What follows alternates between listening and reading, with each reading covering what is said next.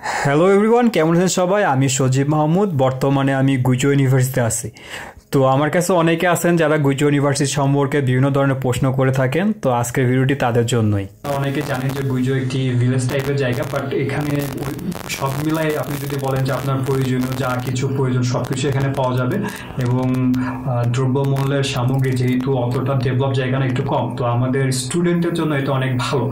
আপনি বলতে পারেন যদি সাংহাই, বেজিং, কোয়াংচো এসব জায়গার সাথে যদি আপনি তুলনা করেন, তো ওইসব জায়গায় আপনার লাইফ এক্সপেন্সটা অনেক বেশি। এখানে আপনি হয়তো বা আপনি একটু বেশি টাকা খরচ করতে হবে, বাট এখানে আপনি অনেকেই আমাকে জিজ্ঞেস করেন যে আসলে গুইচো ইউনিভার্সিটিতে এখানে আপনার মাসিক কত টাকা লাগতে পারে একটা স্টুডেন্টের জন্য।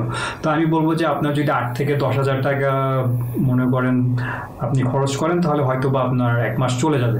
এমন না যে আপনি 8 থেকে 10 হাজার টাকা লাগবে, এর থেকে কমেও যাইতে পারে। বাট অন্যান্য চায়নার বিভিন্ন অন্যান্য জায়গার সাথে তুলনা করলে এখানে সবকিছুর দাম অনেক কমই বলতে পারেন। ঠিক আছে, আপনি যদি চালিয়ে নিতে পারেন তো হয়তো 6 হাজার টাকা তো আপনার মাস চলে যেতে পারে। এটা আপনার উপর নির্ভর করতেছে। তো এরপরে আপনি অনেকে আমাকে জিজ্ঞেস করেন যে আসলে এখানে ডরমিটরিগুলো কিরকম।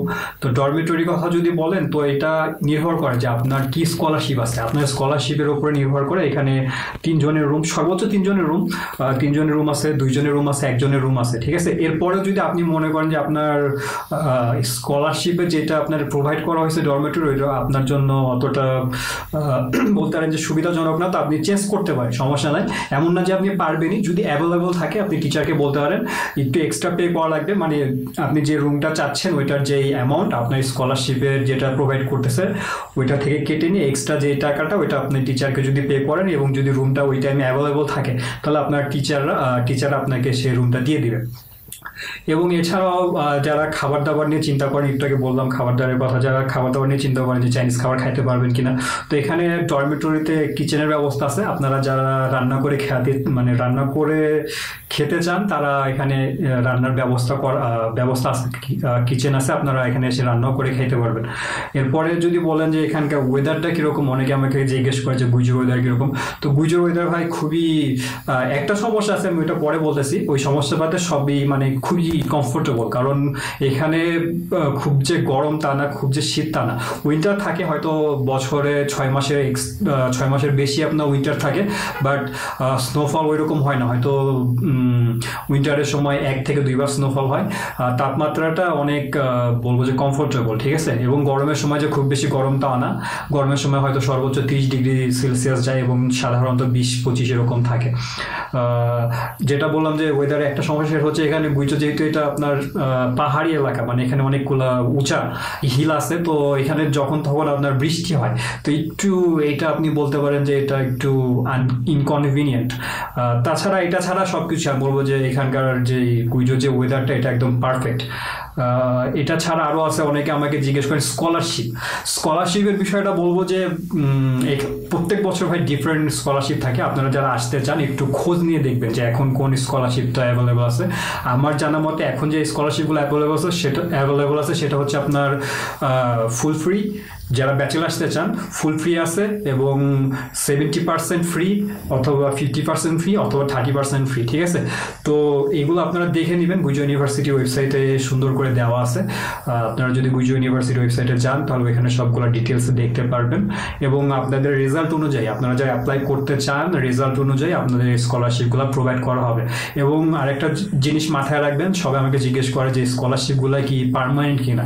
তো না, এমন না যে আপনার সবসময় থাকবে। আপনার হচ্ছে প্রত্যেক বছর আপনার যেই রেজাল্ট বলেন বা আপনার যতগুলা অ্যাক্টিভিটি বলেন বা আপনি কীরকম আচরণ করতেছেন, টিচারদের এখানে কোনো খারাপ বিহেভ করতেছেন কিনা, সব কিছুগুলো মিলায় এখানে হচ্ছে আপনার 1 বছর পর পর আপনার স্কলারশিপগুলো প্রোভাইড করা হয়। তো চেষ্টা করবেন আপনারা এখানে ইউনিভার্সিটি আসার পরে সব রুলসগুলো মেনে চলবেন, নিয়মিত ক্লাস করবেন, হোমওয়ার্ক করবেন, এক্সাম দিবেন, তো ইনশাল্লাহ স্কলারশিপ কন্টিনিউ থাকবে। আর এখানে হচ্ছে আরেকটা বিষয় বলে রাখি, আমি যখন আসছিলাম গুইচো ইউনিভার্সিটিতে কোনো ইংলিশে মেজর ছিল না। গুইচো ইউনিভার্সিটি হচ্ছে আপনার শুধু চাইনিজে মেজর অ্যাভেলেবল ছিল গত বছর পর্যন্ত। তো এখন যারা আসতে চান তারা আপনাদের জন্য সুবিধা আছে যে আপনারা চাইলে ইংলিশও পড়তে পারবেন, চাইনিজও পড়তে পারবেন। যারা চাইনিজও পড়তে চান তাদের জন্য অবশ্যই এইচএসকে থাকা লাগবে, সর্বনিম্ন এইচএসকে 4। এবং যারা ইংলিশে পড়তে চান আপনাদের একটা ভালো মানের হচ্ছে ইংলিশ প্রফিসিয়েন্সি সার্টিফিকেট থাকা লাগবে। আর হয়তোবা আপনার সব সাবজেক্টগুলো, যেহেতু এটা নতুন স্টার্ট করছে, ইংলিশ আগে ছিল না, তো হয়তো সব সাবজেক্টটা আপনি এখানে ইংলিশে পড়তে পারবেন না। তো যারা আসতে চান অবশ্যই চেক করে নেবেন যে আপনি যে সাবজেক্টটাতে আসতে চাইতেছেন ওইটা এখানে অ্যাভেলেবল আছে কিনা। তো এই আরেকটা বিষয় গেল। এবং তাছাড়া গুইজো ইউনিভার্সিটি আমি আবারও বলবো যে অনেক ভালো। এখানে সুযোগ সুবিধা ফ্যাসিলিটিগুলো সবই ভালো, সবকিছুই আছে, আপনি ইচ্ছা মতো করতে পারবেন। আপনাদের বাঙালির জন্য যে খুব একটা সমস্যা হবে তা না, হয়তো শুরুর দিকে একটু সমস্যা হইতে পারে, বাট হয়তো সর্বোচ্চ 1 মাস 2 মাসের পরে আপনি সবকিছু মানিয়ে নিতে পারবেন এখানে, ঠিক আছে।